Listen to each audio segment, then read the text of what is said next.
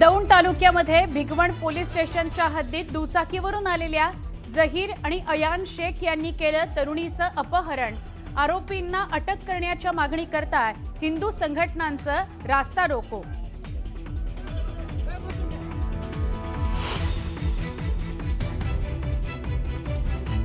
रोहित पवारांची आज महत्त्वाची पत्रकार परिषद। अजित पवारांच्या विमान अपघाता प्रकरणात कोणता नवा खुलासा करतात याकडे सगळ्यांचं लक्ष।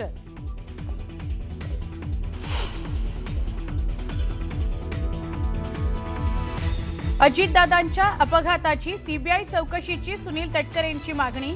राष्ट्रवादी काँग्रेसच्या नेत्यांसह सुनेत्रा पवारांचं मुख्यमंत्र्यांना निवेदन। सखोल तपास व्हावा, सगळं सत्य बाहेर यायला हवं, केलं विधान।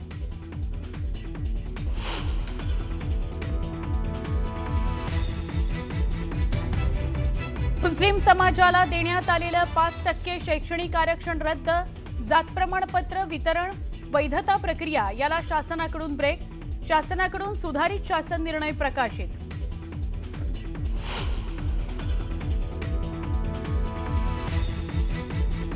अल्पसंख्याक विभागाकडून शाळांना प्रमाणपत्र वाटप केल्याचं प्रकरण अधिकाऱ्यांना भोवलं। वादग्रस्त अधिकारी मिलिंद शेणॉय यांची अखेर बदली। मुख्यमंत्री देवेंद्र फडणवीसांकडून बदलीचे आदेश।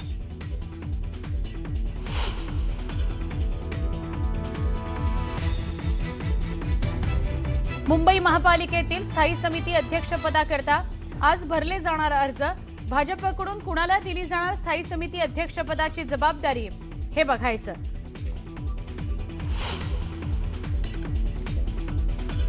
धनंजय मुंडेंची आपल्याजवळ 22 प्रकरणं आली आहेत, त्यामुळे धनंजय मुंडेंनी आपल्या नादी लागू नये, मनोज जरांगेंचा इशारा।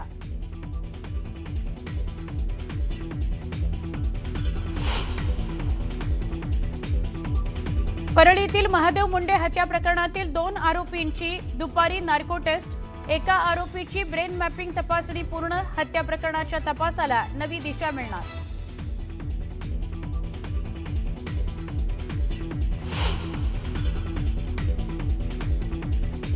पंतप्रधान नरेंद्र मोदींकडून फ्रान्सचे राष्ट्राध्यक्ष इमॅन्युएल मॅक्रॉन यांचं जल्लोषात स्वागत। राफेल विमानं, पाणबुडी आणि हेलिकॉप्टरबाबत करार झाल्याची माहिती।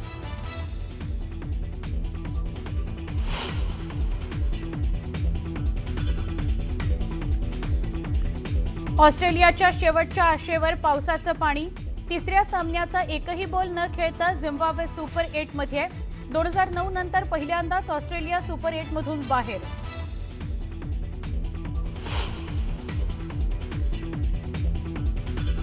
भारताचाही सुपर 8 मध्ये प्रवेश। आफ्रिका, वेस्ट इंडिज आणि झिम्बाब्वेशी होणार मुकाबला।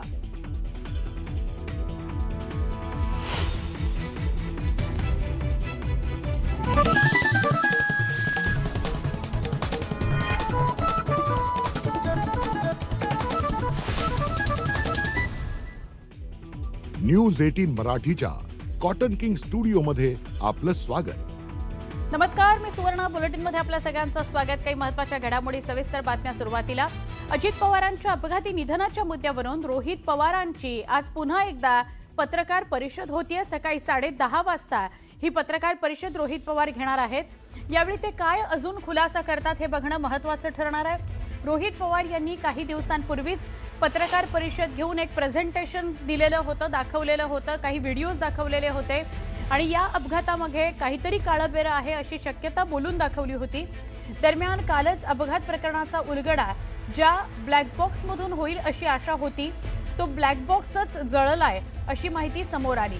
त्यामुळे नव्या चर्चांना उधाण आलंय। या पार्श्वभूमीवर आता रोहित पवार काय खुलासा करतात हे बघायचं।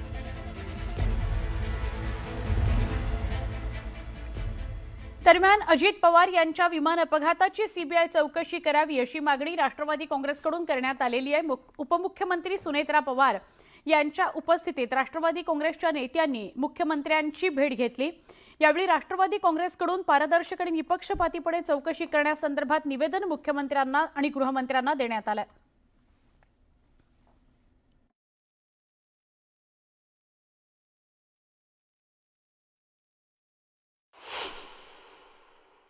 मी आमच्या उपमुख्यमंत्री सुनेत्रा वहिनी, राष्ट्रीय कार्याध्यक्ष प्रफुल्लभाई ज्येष्ठ मंत्री हसन मुश्रीफ आणि पार्थ पवार आम्ही मुख्यमंत्री महोदयांची भेट घेतली आणि दादांचा जो अपघाती मृत्यू झाला या संदर्भामध्ये आम्ही त्याला एक निवेदन दिलं की या संबंध प्रकरणाची सीबीआय मार्फत चौकशी त्या ठिकाणी करावी असं मुख्यमंत्री महोदयांना आम्ही निवेदन त्या ठिकाणी दिलं. मुख्यमंत्र्यांनी आम्हाला आश्वस्त केले की उद्या केंद्रीय गृहमंत्र्यांच्याकडे राज्य सरकारच्याकडनं या संदर्भामध्ये पत्रव्यवहार केला जाईल आणि ही सगळी चौकशी राष्ट्रवादी काँग्रेस पक्ष सीबीआयच्या मार्फत जी काही करू इच्छित आहे त्या संदर्भात त्यांच्याकडनं मुख्यमंत्री या नात्याने पावलं उचलली जाणार आहे. महाराष्ट्राच्या मनात अनुत्तरित प्रश्न आहेत, त्याच्यामुळं त्यांनी सीआयडी चौकशीच्या संदर्भात जे काही निवेदन मुख्यमंत्र्यांना दिले, आम्हाला विश्वास आहे की माननीय मुख्यमंत्री महोदय यावर याची तात्काळ दखल घेतील, गांभीर्यानं कारवाई करतील आणि कारवाईला डिले होता कामा नये. कारण आता कार्यकर्त्यांचा संयम सुटतोय.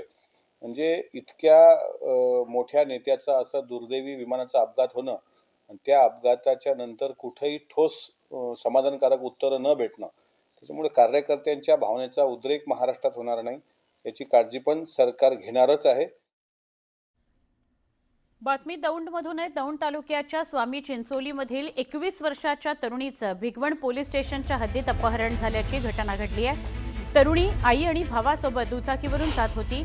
यावेळी जहीर शेख आणि अयान शेख या 2 आरोपींनी त्यांची दुचाकी अडवली आणि तरुणीच्या आईच्या आणि भावाच्या डोळ्यात लाल तिखट टाकून तिचं अपहरण केलेलं आहे. या घटनेनंतर भिगवण पोलीस ठाण्यासमोर हिंदू संघटनांची घोषणाबाजी बघायला मिळाली. हिंदू संघटना आक्रमक झाल्या. हिंदू संघटनांनी पुणे सोलापूर मार्ग अडवून महामार्गावर टायर सुद्धा पेटवून दिले.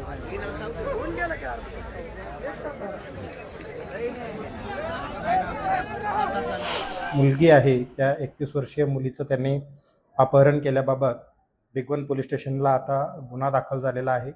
सदरची घटना घडल्यानंतर संपूर्ण जिल्हाभरामध्ये सर्वत्र नाकाबंदी लावण्यात आलेली होती. तसेच काही टीम यासाठी रवाना करण्यात आलेल्या आहेत. विविध टोलनाके आणि रस्त्यावर असलेल्या नाकाबंदी याच्यातून या दोन्ही आरोपीचा शोध घेण्याचा प्रयत्न सध्या भिगवण पोलीस ठाणे करीत आहे. पोलीस यामध्ये पूर्णपणे अलर्ट आहेत आणि जिल्ह्यामध्ये आणि शेजारच्या जिल्ह्यामध्ये जे मार्ग असतील ज्या पद्धतीनं त्या आरोपीला पकडण्यात येईल आणि मुलगी सुरक्षितपणानं तिच्या कुटुंबाच्या हाती देता येईल अशा प्रकारची जलद कारवाई पोलीस प्रशासनानं केलेली आहे. आणि म्हणून मला विश्वास आहे की या ठिकाणी परंतु झालेला प्रकार अत्यंत निंदनीय आहे. या ठिकाणी समाज मनावरती या विषयाचा खूप प्रचंड मोठा आघात आहे. लोक प्रचंड रागात आहेत आणि म्हणून मी या ठिकाणी सगळ्या लोकांना विनंती करतो, जिथपर्यंत हा मेसेज जातोय की आपण कुठल्याही प्रकारे कायदा हातात घेऊ नका. मुलीवरती जर काय कुठल्या प्रकारचा अन्याय अत्याचार जर जास्त प्रमाणात परत झाला आपण त्यांना सोडणार नाही, कायदा त्यांना सोडणार नाही. या सगळ्या प्रकरणासंदर्भात न्यूज 18 मराठी स्थानिक आमदार राहुल कुल यांच्याशी बोललं. राहुल कुल काय म्हणाले ते बघूयात. हे दौंड आणि इंदापूर या मतदारसंघाच्या बॉर्डरवरचा हा विषय आहे आणि याच्यामध्ये माननीय ॲडिशनल एसपी, माननीय एसपी, माननीय डीवायएसपी, दोन्ही डीवायएसपी यांच्याशी मी चर्चा करून त्या संबंधित विषयावर तातडीनं त्या कुटुंबियांना मदत करावी व आरोपींच्यावर तातडीनं कारवाई करावी अशा प्रकारे मी सूचना केलेल्या आहेत. त्या ठिकाणी सगळी पोलीस व्यवस्था त्या ठिकाणी गेलेली आहे आणि संबंधित आरोपींचा आणि संबंधित तरुणीचा शोध घेण्याचं काम पोलिसांच्याकडून होत आहे आणि तशा प्रकारे त्याच्यामध्ये कुणालाही चुकीच्या पद्धतीने कोण काय करत असेल तर त्याला योग्य ती शिक्षा देण्याची पोलीस व्यवस्था करतील अशा प्रकारे सूचना केलेल्या आहेत. राहुलजी, त्या मुलीच्या तरुणीच्या ज्या आहेत कुटुंबियांशीही आपलं बोलणं झालंय का? हो, त्यांच्या कुटुंबियांशी, त्या मुलीच्या मामांशी माझं बोलणं झालंय. त्या ठिकाणी तिथल्या स्थानिक कार्यकर्त्यांशी, तिच्या नातेवाईकांशी माझं बोलणं झालंय. त्यांच्या भावना मी समजून घेतलेल्या आहेत. त्यांच्या अपेक्षा त्यांनी ज्या व्यक्त केल्या त्याप्रमाणे पोलिसांनी कारवाई करावी अशा प्रकारे त्या ठिकाणी मी सूचना केलेल्या आहेत. पोलिसांकडून काही माहिती दिली जाते का की कधीपर्यंत तपास लागू शकतो किंवा किती साधारण वेळ लागेल या सगळ्या प्रकरणाची? पोलीस यंत्रणा आता त्या ठिकाणी गेलेली आहे आणि अतिशय गतीने त्याचा तपास करण्यासाठी सगळे त्या ठिकाणी प्रयत्न करत आहेत. हिंदू संघटना ज्या आता सध्या आक्रमक होत आहेत त्यांना काय तुमचं सांगणं नेमकं? हिंदू संघटनांची भावनांशी मी सहमत आहे. त्यांची भूमिकाही योग्य आहे आणि त्याच्यामध्ये पोलिसांनी त्यांच्या मागणीप्रमाणे योग्य ती कारवाई करावी अशा पद्धतीचा आमचा प्रयत्न त्या ठिकाणी प्रशासनाच्या वतीने चालू आहे. मात्र ही चिंतेची बाब आहे. एका मुलीचं 21 वर्षीय मुलगी आहे, तिचं अपहरण केलं जाते. तिच्याच आई आणि भाऊ सोबत असताना तिथे इतर लोकही होते. अशा वेळेस असं अपहरण केलं जात आहे. ही चिंतेची बाब आहे. खरंच यावर गांभीर्याने आणखी विचार करायला हवा असं वाटतं. चिंतेची बाब निश्चितपणे आहे आणि त्यामुळे संपूर्ण जिल्ह्याचं पोलीस प्रशासन या सगळ्या शोधासाठी त्या ठिकाणी रवाना झालेलं आहे.